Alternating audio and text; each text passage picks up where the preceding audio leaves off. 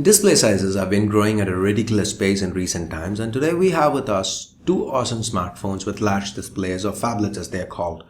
The Galaxy Note 4 from Samsung and the Vibe Z2 Pro from Lenovo.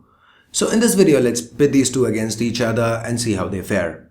But before we do that, if this is your first time here or in case you forgot, my name's Ash, this is C4E Tech, and you're watching my comparison video of the Lenovo Vibe Z2 Pro with the Galaxy Note 4. Let's get started.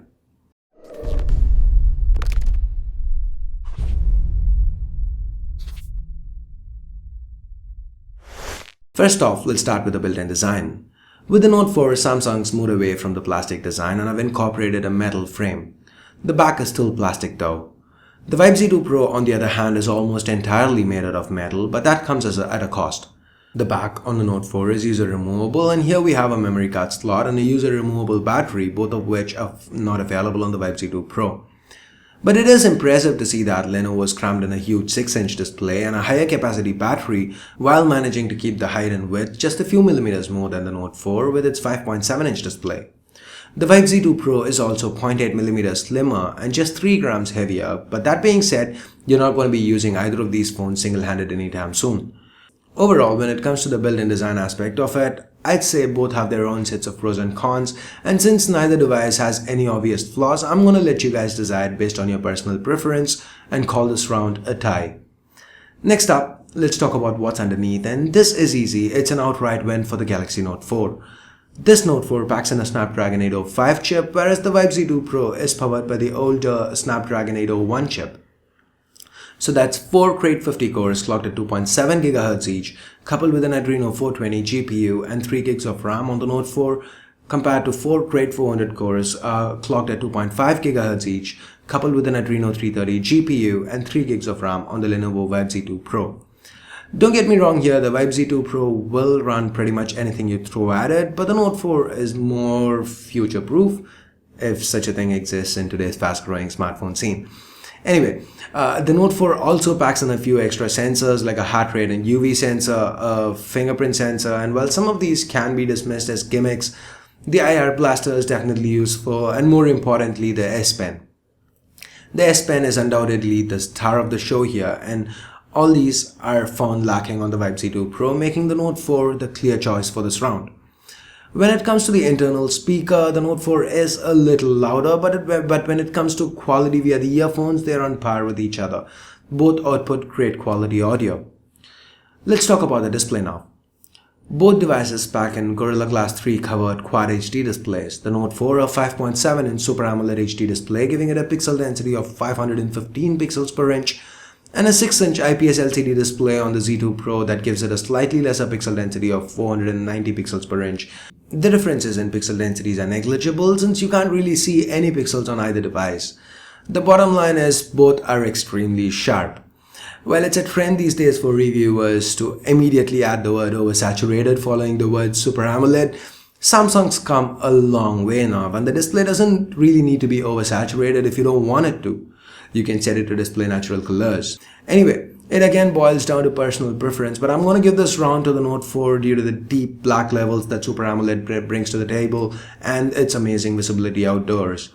Again, this is a win for the Note 4 by a very narrow margin, because the Z2 Pro actually has very good black levels, better than most non-Super AMOLED display toting smartphones, and it is also quite legible outdoors. Anyway, next up, we get to the battery life, and on paper the Vibe Z2 Pro packs in the higher capacity 4000 mAh battery compared to just 3220 mAh on the Note 4, but in reality the Note 4 outperforms the Z2 Pro by a lot. That bright LCD display seems to be the culprit here, since on a looping video playback test the Note 4 managed to last almost twice as long as the Z2 Pro, over 15 hours compared to 8 hours on the Z2 Pro.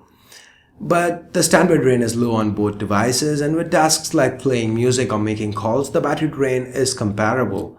It's also worth noting that with a Samsung fast charger, the Note 4 can be charged real quick, about 50% in 30 minutes.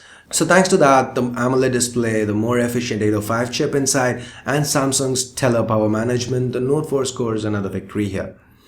And that brings us to the camera. Both phones sport 16 megapixel rear cameras with optical image stabilization. Both cameras use 16:9 sensors, meaning you can shoot full widescreen 16 megapixel pictures. The camera on the Note 4 does outperform its counterpart on the Vibe Z2 Pro. The images seem sharper, colors are a tad bit more accurate, the dynamic range is better, and with 4K video again, the footage shot with the Note 4 just has a little bit more detail. So as it's been the trend so far, the camera on the Vibe Z2 Pro is not bad, but the Note 4 just performs better. So now let's move on to the software. Both phones run on Android 4.4 KitKat with their respective custom UIs on top. And that's pretty much all they have in common.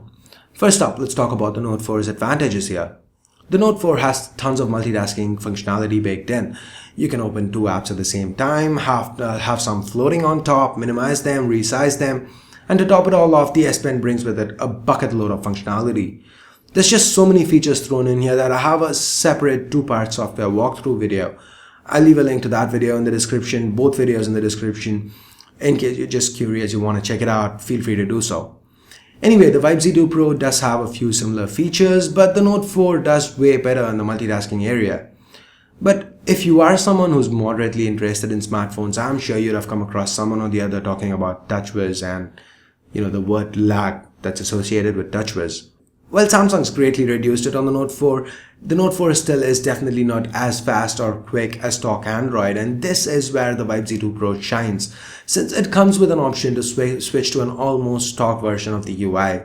This retains all your apps and data, you do lose all your Lenovo features, but the Z2 Pro is blazing fast here. Feels a lot quicker and more responsive than the Note 4. So this leaves us at a weird place. Don't get me wrong, I'm still going to give this round to the Note 4 because to me the host of features that the Note 4 brings to the table is worth putting up with the very occasional lag. But if you are someone who would prefer a more stock vanilla Android-esque experience, I can understand why you'd give this round to the Vibe Z2 Pro. So with that, the Vibe Z2 Pro remains winless, but there's a reason for that. The reason being the Z2 Pro costs roughly 60% of what the Note 4 does, and while yes, it's true that the Vibe Z2 Pro did not win any rounds here, barring the price, the Z2 Pro was hot on the Note 4's heels throughout, be it the cameras or the display. So is the Note 4 the better phone here? Undoubtedly yes, but does the Z2 Pro provide the better bang for your buck? It actually does. For its asking price, it comes really close to the performance of the Note 4, and even if price isn't a deciding factor for you, if you just feel the S Pen or the multitasking features of the Note 4 are in for you, or if you're someone who likes having a stock Android-esque experience on the Vibe Z2 Pro is a phone that you could consider. If you are someone looking for a powerhouse of a device that would let you use 2 SIM cards at the same time, the Vibe Z2 Pro is possibly the best option out there today. While I generally try to stay away from one-sided comparisons, I felt I needed to make an exception here. Because while the end score line doesn't really reflect it, I wanted to show you how close the Z2 Pro comes to the Note 4, and hopefully I did. Anyway, if you do want to pick up either of these phones, international viewers can pick them up from Amazon or Miri Mobiles. Here in India, the Note 4 is available from a range of online retailers, and the Z2 Pro is a Flipkart exclusive. You can find links to all these in the descriptions below, but if you are an Indian viewer, before you do order one, I recommend that you sign up with GoPaisa.com. GoPaisa is India's highest paying cashback site and helps you get the best deals, be it cashback or coupons. Just sign up with GoPaisa.com, find the store you want. They have a huge list of over 300 stores including Flipkart, Snapdeal and eBay. Head on over to the site, shop, the retailer provides GoPaisa commission and GoPaisa provides you cashback. You can use this cashback to recharge your phone or DTH or just transfer it to your bank. Anyway, I'll leave a link to GoPaisa.com in the description below, and since they are sponsoring this video, do let them know we sent you by signing up with the URL www.gopaisa.com/ref/c4etech. So with that, we get to the end of this video. Hope you liked it, hope you found it useful. If you did, please do give this video a thumbs up, and for more videos like this, do stay subscribed. So I guess that's pretty much it, guys. Thanks a lot for watching. Till next time, this is Ash here from C4etech signing off. You guys have a great day. Bye bye now.